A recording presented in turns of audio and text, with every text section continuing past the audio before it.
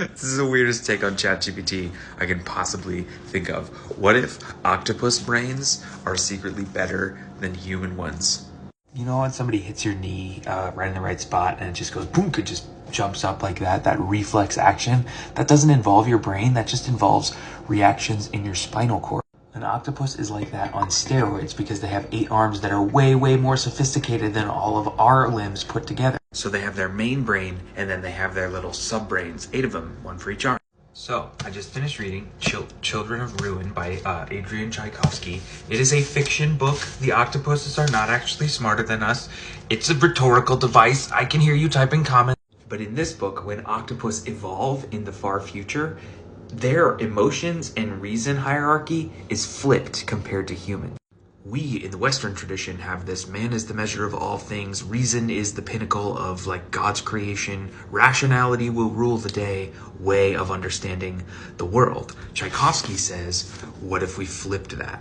The highly evolved octopus just feels. Its main brain is dedicated to emotions, and it trusts reason, it trusts logic to its sub-brains. That kind of stuff, doing a Sudoku puzzle, doing a logic puzzle, that stuff just grunt work. To a highly evolved species, logic is just a reflex like hitting your knee and it jumping up. Why am I explaining this? Because ChatGPT 4 just passed the bar exam and a slew of AP exams, like a lot of them. Put differently, the brute force logical power of this device does rival human capacity, which will lead to a need for an economic restructuring, the likes of which we haven't seen since the Industrial Revolution. These are some of the voices I trust to help lead us through that economic restructuring. I've read most of them.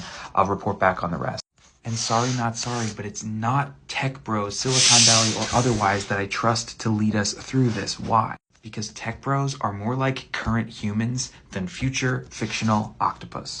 Because we think of reason as the pinnacle of creation, we in fact deify our Silicon Valley overlords. On page 7 of her book, Meredith Broussard calls this techno-chauvinism, though I've heard it called other things, techno-utopianism, etc. But this perception of reason above emotion is just an accident of our particular patriarchal happenstance history.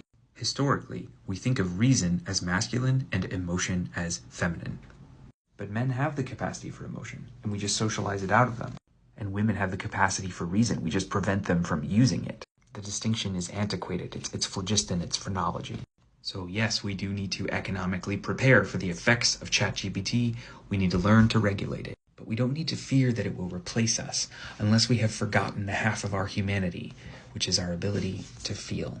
Maybe it's time to re-deify emotion. Out of time, here's a poem. Bye!